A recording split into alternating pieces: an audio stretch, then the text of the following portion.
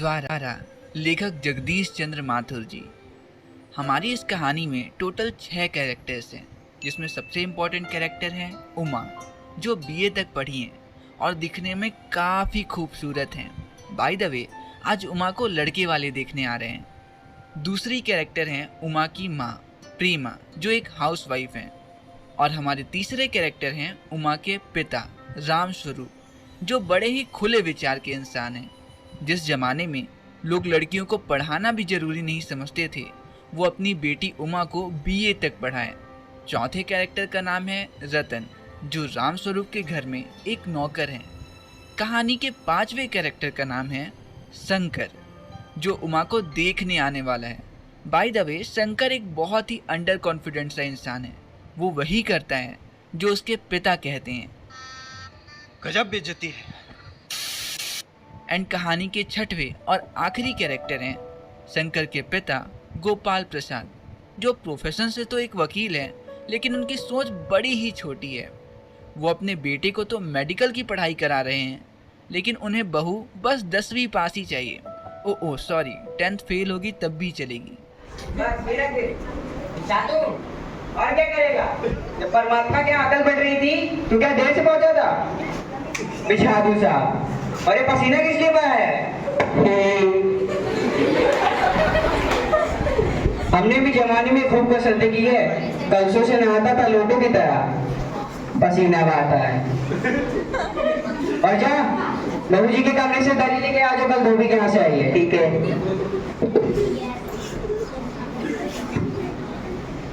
मैं कहती हूँ तुम्हें इस वक्त धोती की क्या जरूरत पड़ गई? धोती? हाँ, अभी तो बदल कर आए हो, फिर ना जाने किस लिए। लेकिन धोती किसने मांगी तुमसे? यही तो कह रहा था रतन। क्यों भी रतन, तेरे कानों में डाल लगी है क्या?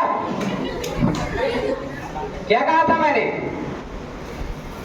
जो कल धोबी के यहाँ से चादर है उसे लेके आ। अब मैं तेरे लिए दूसरा दिमाग कहाँ से लाऊं? उल्लू कहेगा। अच्छा, जा पूजा वाली पोटली में लकड़ी की बक्से के ऊपर कपड़े रखे हैं ना, उसमें से एक चादर उठाना। और दरी? दरी कहीं तो पड़ी है कोने में। और जा बहू जी के कमरे से हारमोनियम और सितार भी लेके आ, जल्दी जा। लेकिन तुम्हारी वह लाडली बेटी तो मुंह फुलाए बैठी है। मुंह फुलाए? और तुम उसकी माँ, पता नहीं किस मर्ज की दवा। तो मैं ही क्या करूं? तुम्हारी वजह से करके तो मार रहे। तुम्ही ने तो पढ़ा लिखा कर सर पर चढ़ा रखा है। मैंने तो पहले ही कहा था आ ई पढ़ा ली, और बहुत हुआ तो स्त्री सुपोधनी। सच पूछो तो स्त्री सुपोधनी में ऐसी ऐसी बातें हैं जो क्या तुम्हारे एमबीए के मुकाबले होंगी। ग्रामोफोन बाजा होता है ना? क्यों? 2 तरह का होता है, एक तो इंसान का बनाया हुआ और दूसरा परमात्मा का, जिसमें एक बार रिकॉर्ड डाल दो तो जब चाहे बंद कर लो, और दूसरा जिसमें एक बार रिकॉर्ड डाल दिया तो बंद होने का नाम ही नहीं लेता है, जैसे कि तुम्हारा मुंह। हटो भी, तुम्हें तो हमेशा ठटोली से पूछती रहती। ये तो होता नहीं है, अपनी उस माँ को समझा लो। क्यों, क्या हुआ? तुम्ही ने तो कहा था जरा ठीक ठाक कर नीचे लाना। भला आजकल के जमाने में लड़की कितनी ही सुंदर क्यों ना हो, बिन पाउडर के कौन पूछता है? ना जाने क्या हो गया आजकल की लड़कियों को, वरना इन्हीं के सहारे तो पाउडर का कारोबार चलता है। अरे मैंने तो पहले ही कहा था, एंट्रेंस पास करा देते लड़की अपने हाथ में रहती। चुप, बिल्कुल चुप। तुम्हें जरा भी अपनी जुबान पर काबू नहीं है। कल ही बता दिया था कि लोगों के सामने ढंग से बात करना। अभी ये हाल है, उन लोगों के आने तक क्या कर दोगी पता नहीं। अच्छा बाबा, मैं ना बोलूंगी, जो तुम्हारा मन वो करना। अच्छा ठीक है, जैसा हो उमा को तैयार कर देना ना। सही पाउडर कौन सी बुरी है, पान की ट्रे लेकर हाथ में भेज देना। आ गया रतन, आ इधर आ। ये चादर बोल बिछा यहाँ पे।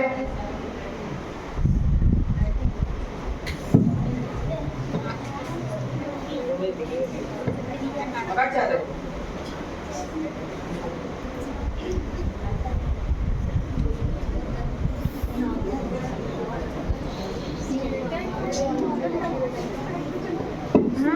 और नाश्ता तो तैयार है ना? हाँ, नाश्ता तो तैयार है। मीठा तो वे लोग ज्यादा खाएंगे, लेकिन हाँ मक्खन तो आया ही नहीं। क्या कहा? मक्खन नहीं आया? नहीं। तुम्हें भी किस वक्त याद आता है? अब रतन यहाँ का काम करे कि मक्खन लेने जाए। जानती है मक्खन वाले की दुकान कितनी दूर है यहाँ से? तो यहाँ का काम कौन सा ज्यादा है? एक आध चीजें तुम ले लेना, तब तक रतन आ जाएगा। वैसे भी कौन से ज्यादा, 2 ही लोग तो हैं। हाँ, दो ही लोग तो हैं, एक बाबू गोपाल प्रसाद और दूसरा उनका कोई लड़का। क्या बताऊं, गुस्सा तो मुझे इतना आता है कि दक्षिण उसी ख्यालों पर। खुद तो इतने पढ़े लिखे हैं, वकील हैं, सभा सोसाइटियों में जाते हैं, पर बोलते हैं लड़की चाहिए जो कम पढ़ी लिखी हो। और लड़का? बताया तो था तुम्हें, बीएससी करने के बाद यही लखनऊ में तो करता है, मेडिकल कॉलेज में। का सवाल दूसरा है और तालीम का दूसरा। क्या बताऊं, मतलब तो अपना है, वरना इनके लड़कों और इनके बापों को ऐसी कोरी कोरी सुनाता कि ये बाबूजी क्या है। तैयार है। ए प्रेमा, मुझे लगता है वो आ गए। जल्दी जाओ, जैसे हो उसको तैयार करके ले आना। हारमोनियम तो वो यहीं रख गया। तुम जाओ, मैं सही कर देता हूँ, जल्दी जाओ।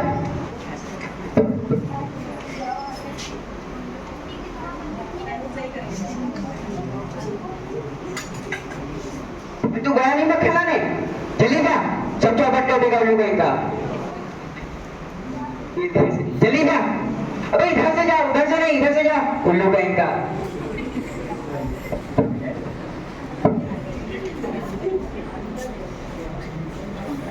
आइए आइए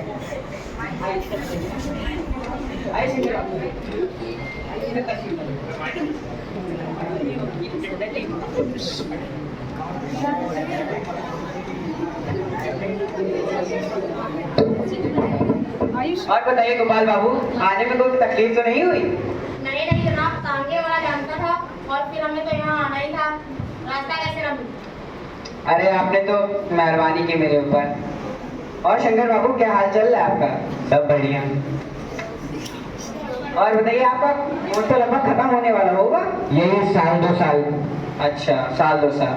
बात यह है साहब कि शंकर एक साल बीमार हो गया और आप तो जानते हैं कि इसी उम्र में इनकी सारी बीमारियां ने सताती हैं। एक हमारा जमाना है जब स्कूल से लौटने के बाद दर्जनों कचौड़ियां उड़ा जाते थे और खाना खाने बैठे थे, वैसी वैसी ही। अरे भाई साहब, उस जमाने में तो कचौड़ियाँ भी पैसों की 2 आती थी।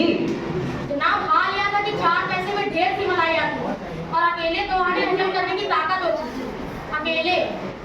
और अब तो बहुत सारे खेल वगैरह भी खिलाए जाते हैं स्कूल में, जैसे बैडमिंटन, टेनिस, वॉलीबॉल।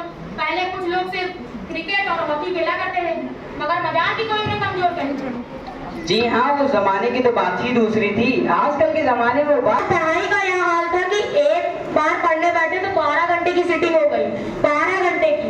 उस जमाने का मैट्रिक भी वह अंग्रेजी लिखता था फर्राटे की, कि आजकल की बीए पढ़ाई के मुकाबले कुछ है ही नहीं। क्या करे जनाब, आजकल की पीढ़ी को तो पढ़ने के लिए टोकना पड़ता है, अन्ना अपने आप से कहाँ बैठेंगे लोग पढ़ने के लिए। माफ कीजिएगा बाबू रामस्वरूप, उस जमाने की जब याद आती थी तो जब्त उस यादों को जब्त करना ही मुश्किल हो जाता था। क्या बताए बाबू गोपाल प्रसाद, क्या रंगीन जमाना था वो। और शंकर बाबू, आप इस बार कौन सा कोर्स किया था आपने?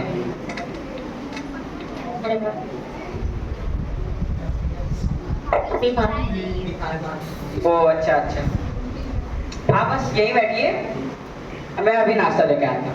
अरे तकल्लुफ क्यों करते हैं? अरे तकल्लुफ किस बात की, आप यही बैठिए।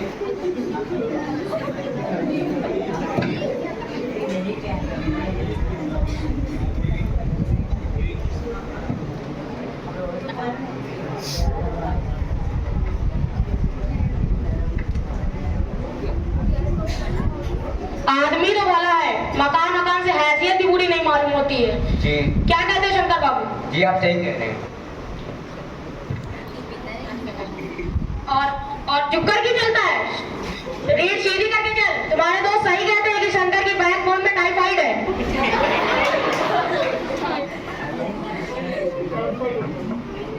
अभी आप माने नहीं। और चलिए, बहुत बातें हो गई, बिजनेस की बात कर लीजिए थोड़ी। बिजनेस?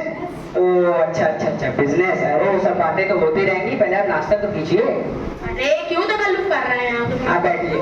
आप पहले मुझे ये बताइए कि आप हिंदुस्तानी चाय पियेंगे विलायती? नहीं साहब, मुझे आधा दूध और आधी चाय दीजिएगा और चीनी जरा ज्यादा डालिएगा, क्योंकि चाय में पानी ऐसे ही ज्यादा होता है। अगर चीनी ही कम डालेंगे तो चाय का जायका ही क्या रह जाएगा। सही बात कही आपने, सही बात कही। टैक्स भी लगा रही है। सरकार जो चाहे सो कर ले, मगर सरकार को टैक्स लगाना है तो एक चीज पे लगाना चाहिए। जी वो किस चीज पर? खूबसूरती पर टैक्स। जी आपने खूब कहा। मजाक नहीं जनाब, यह एक ऐसा टैक्स है कि देने वाला चू भी ना करेगा और लेने वाला भी नहीं। मगर शर्त यह है कि औरत को यह टैक्स अपने ऊपर तय करना होगा। तब देखिए सरकार की कैसे आमदनी बढ़ती है। जी आप सही कहते हैं। सरकार एक बार ये टैक्स लगाकर तो देखे, फिर उसकी आमदनी देखिए कैसे बढ़ती है। और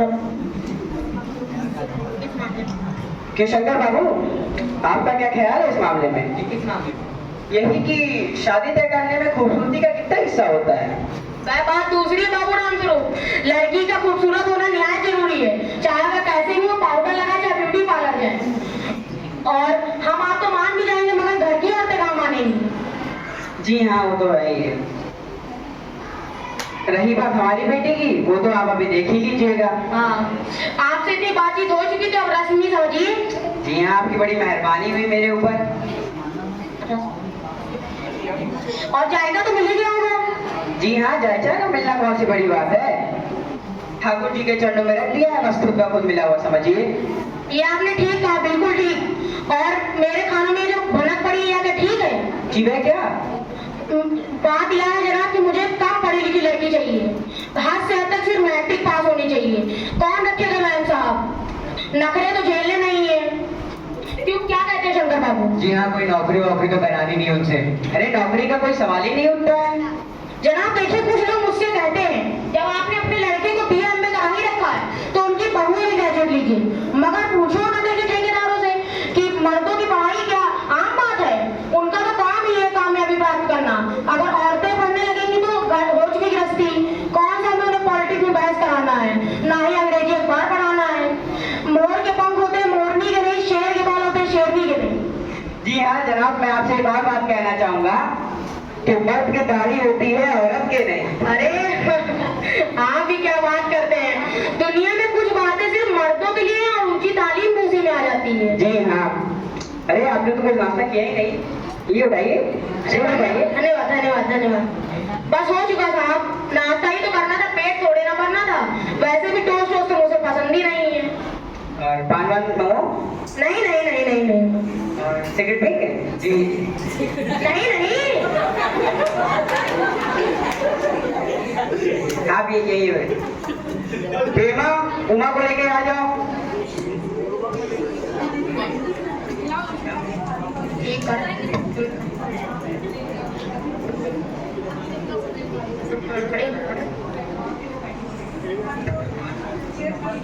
सुषमा, अरे वैसी कोई बात नहीं है। वो पिछले बैठो बैठो बैठो बैठो। पढ़ाई वढ़ाई की वजह से नहीं कुछ? नहीं वो आपसे मैंने बताया तो था, पिछले महीने की आंखों में कुछ दिक्कत आ गई थी तो इसीलिए डॉक्टर ने इन्हें चश्मा लगाने के लिए बोला है। बाकी वैसे गोपाल बाबू गाना तो इतना अच्छा बजाती है। बेटी एक आध चीज सुनाओ तो दुनिया के साथ।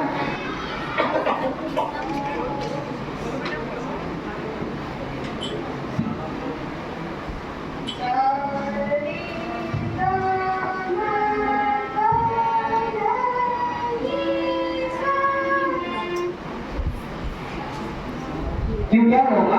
गाना पूरा करो। बस काफी, आपकी लड़की बहुत अच्छा गाती है। और कुछ सिलाई वगैरह सीखा है? क्या बताया आपको, सिलाई पूरे घर की सिलाई का काम तो उमा के ही कंधे पर है। यहाँ तक मेरी कमीजें भी वही से। अच्छा, और कुछ पेंटिंग वेंटिंग? इतनी अच्छी पेंटिंग करती है हमारी लड़की। जो आप पेंटिंग देख रहे हैं, ये पेंटिंग ये वाली की और ये गणेश जी की, ये सारी बने बने। तो कैसी लगी पेंटिंग हमारी? अरे आपकी लड़की बहुत अच्छी पेंटिंग करती है। और इनाम भी जीते हैं कुछ स्कूल में उसने? अरे इनाम तो इसने इतने जीते हैं कि क्या बताया आपको। अरे आप उसे नहीं बोलने दे रहे हैं, आप ही बोले जा रहे हैं। भाई साहब वो बात कहना शर्माती है ना वो। उमा बोले जवाब दो। क्या बोलूं बाबूजी, जब कुर्सी भी बिकती है तो उनसे कुछ नहीं पूछा जाता, बस खरीदार को दिखाया जाता है, पसंद आकर इसे ठीक करना। आपने हमारी बेइज्जती करने के लिए हमें बुलाया है? अरे नहीं, आपको गलत फहमी हुई है, आप गलत समझ रहे हैं। जी हाँ, जो आप हमारी जितने जो आप इतने देर से नाम कर रहे हैं, क्या हमारी बेइज्जती नहीं होगी? जरा अपने साथ